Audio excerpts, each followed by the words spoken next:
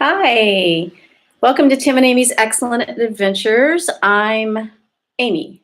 Tim's not here. And the reason for that is because this is a new series that just I am going to be doing for you, and it's called Arrive Alive in 2025. You'll notice that the thumbnail for my series is a picture of a speed limit that says 55. Um, No, that doesn't have anything to do with age, but if you are over the age of 55, you'll probably get the Arrive Alive reference, which was definitely something that those of us who are over 50, 55 will understand that the speed limit once upon a time was 55, and they wanted people to stay at that speed limit so they didn't get into accidents. Sidebar. So now you know the reason for the title of my series. Another reason I called it that, Arrive Alive, is because I have made it to 2025 and I am alive. But also the concept of having a speed limit of slowing down and making sure that we stop and smell the roses along the way. Something that at my age now, I have realized that I have not done enough, and I haven't done with the people that I needed to do it with, myself included, family, etc.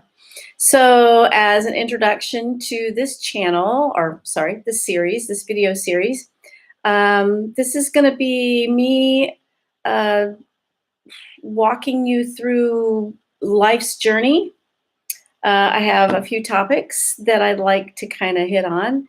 This is just as much for me as it is for anyone who might watch this. Family, I'm actually going to start with that topic. Trauma, grief, marriage, parenting, work-life balance, retirement, love, and emotions. And these are some things through a lot of reflection, contemplation, and counseling that I have come to realize that these are major topics in anybody's life. And these are things that I have been reflecting on and going through kind of thoughts and journaling, and a lot of talking, especially with my husband, about these things and how how we can move forward in life without having a lot of baggage, grief, and guilt from our past. So I want to start with family. I have a few subtopics that I'm going to kind of hit on. Personalities. I think that that's going to be really key in anybody's family because thank goodness that we're not all exactly the same. What a boring life it would be in existence if everyone was just exactly the same. We were all clones. So in a family, obviously we have a variety of personalities. And you know what? That's okay. Acceptance. Acceptance is really, really big because a lot of times, well, we'll talk more about that later. Communication, mind-blowing. That actually is the key to everything. Relationships with your parents and relationships with your siblings. So I'm actually going to start with parents. So today that will be our topic because I have found that through this journey that I'm taking right now, my a lot of what's been going on with me for the last couple of years has to do with relationships with parents and how that starts and how it progresses and how it changes as we get older. Obviously, I'm also going to talk to you about my experience as being a parent, but for today, I'm going to talk about um, my relationship with my mom, actually. My relationship with my dad we'll save for another day. But through my journaling, I actually started writing and didn't realize that I could do that. So I have only one chapter done. It's not even really a chapter, I guess you could call it that. I've titled this "The Life of Mom According to Me," and this first section is called "Saying Goodbye to Her Best Friend." And I felt like it would be easier for me to read this to you so that way I don't end up just rambling and it's more scripted. But this is December 15th, 1999, the day it all happened. So I'm going to read through this for you. The day my dad died, December 15th, 1999, was the day that I believe started the decline in my mom's mental health. It was the most tragic day of her life for sure. I was across the creek in the back of my house trying to drag the Christmas tree in through the back door. I finally got into the living room to see an ambulance in my parents' driveway. No shoes, no coat. I went bolting out the front door to see what was going on. There she was. I'd never seen her this way before. Always strong, always had the answers. But now all she could do was whimper, rock back and forth, curse Daddy for leaving her, and go around the house picking up trash because tomorrow was garbage pickup day. He laid on the kitchen floor, wearing just his undershirt and underwear. The EMTs were over him trying to get his heart to work. CPR is a violent procedure, and we were staring right at the violence that was being inflicted on him. I pulled Mom into the living room, and the EMTs took Daddy out into the ambulance to continue performing CPR.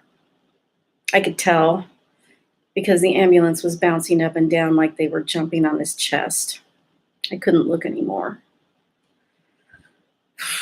Mom proceeded to say that he had been up at my brother's, working on the wood flooring all day. It was going to be bad weather, so he was trying to move the flooring under cover so it wouldn't get ruined. He seemed to be compelled to try and finish this house for my brother quickly. It was as if he knew his days were numbered, something was coming, something was getting closer to the end. He had been different since he had returned from his mission trip to Poland in November that year. His 74th birthday had come and gone, but he wasn't himself. I could sense it. He even made comments about how he wasn't going to be around forever. When he returned to the house that afternoon, he wasn't feeling well, according to Mom. He sat down and asked her to get his nitroglycerin. She helped him out of his work clothes and went to get it for him. That's when he had collapsed. I'm not sure what happened next. Did she call the neighbor or 911? Or did the neighbor call 911? I wasn't there for her. She didn't see my car, so she thought that she was alone. I was behind that house with the stupid tree trying to get it in the door. Mom didn't have anyone there for her except for her neighbors. To this day, I am very thankful for that kind couple. I don't know what happened next. Did I call my sister-in-law? Or did she come down with the kids because she saw the ambulance? I remember they were in the van parked behind the ambulance. Everything that happened in the house from that point on until we left for the hospital was a blur. I don't remember how I got my kids. Did I drive? I think so. I remember following the ambulance to the hospital, and it seemed to be driving so slow. Why? Was he already gone? Was it just because the roads were curvy and they didn't want to wreck? Maybe they were driving fast and I was just having an out-of-body experience. All I know is the adrenaline had kicked in and I wasn't leaving my body anytime soon. We arrived at the ER with 6 kids in tow, all under the age of 11. Me, mom, my sister-in-law, and the kids. They took us to a small room and left us there for a while. I don't remember exactly how long. I don't recall the order of how things unfolded after that. But I did call my pastor to let him know what was happening and if he could please come and take the kids to church with him. You see, that was the Christmas play and dinner night at our church.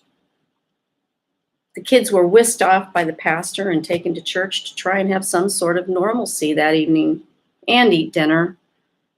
I don't think the rest of us ate at all that entire evening. After the kids left, at some point they came to tell us that Daddy was gone. I didn't feel anything. I looked to my mom for some sort of sign of how to act. I never lost anyone before. Stoic was Mom's middle name. No matter how you feel on the inside, you always show calm and dignity on the outside. Was that going to be this case? I don't remember. But I do remember feeling a calm come over me. He wasn't sick or suffering anymore. His soul had been separated from that shell, his body, and he was finally at peace. They let us go and see him, and my feelings were confirmed. That wasn't him. All I can remember about how Mom reacted was that she wanted his teeth, see, he had false teeth, to be put back in his mouth to give him some sort of dignity. He looked very strange laying there with his mouth all sunken in. The next thing I remember was a bombardment of paperwork and phone calls. I was the only person there who could take care of everything. Mom wasn't in the right frame of mind. She gave me the authority to do whatever the hospital needed from us. Sign this paper, get Mom to sign papers, talk to the Lions Club for a very long time to take care of all of this stuff because Daddy was an eye donor. How in the world does a loved one take care of all of this stuff right after somebody has died? It all seems so insensitive and businesslike. I couldn't imagine Mom ever being able to do any of this stuff alone. It seemed like an eternity before we finally got out of the hospital. The kids were all still at church, but the play and dinner had ended a long time since, and the lights were all out when we got there. Alone with the pastor stood our 6 kids waiting for news on how Papa was doing. They piled into the van. I was driving, actually, I think. How did we ever fit 9 people into that van? Well, we sat there in the parking lot, and I remember saying to them that Papa was in heaven with Jesus now. Tears began rolling. I could hear the sobbing in the darkness of the night. Then, as if God was speaking directly through her, the youngest, my daughter, said, "Papa has gone to heaven to build a house for us." That was it. Everyone was crying at this point. This wasn't the first time that she had spoken words of godly wisdom from her mouth and heart. The drive home was strange. Some crying, some silence. We all descended upon Mom and Daddy's house and decided we were going to stay there together that evening. Not long after we had gotten back, my husband and stepson arrived. My husband had gone to the Nashville airport to pick him up so he could spend the holidays with us. This was before cell phones, so they had no idea what had transpired in the past several hours. They saw the lights on and our vans parked outside. They came bouncing in the front door to a side of sad faces. Immediately, they knew something was wrong. I didn't want to be the one to say it. Daddy is gone. I think it hit my husband like a ton of bricks. I didn't want to feel like this event had put a damper on my stepson's visit. I wanted it to be a joyous occasion, a fun visit, but it wasn't going to be.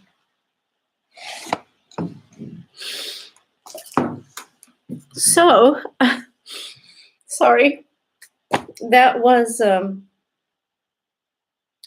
beginning of the change in my relationship with my mom, from being the daughter to now being uh, starting to be in a caregiver role.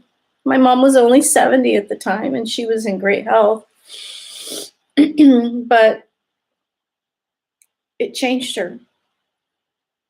And I didn't realize how much that was going to change me too. But over the next 20 plus years, uh, it gradually had an effect on me until 2022. And that's when things really got weird and changed. But we'll save that for another day. So I hope that you'll stay with me and go with me through this journey. And hopefully, if this can help somebody else, or even just find a place where we can just share common experiences, I hope that that can happen. So signing off for now. Arriving alive in 2025. Thanks. Ciao.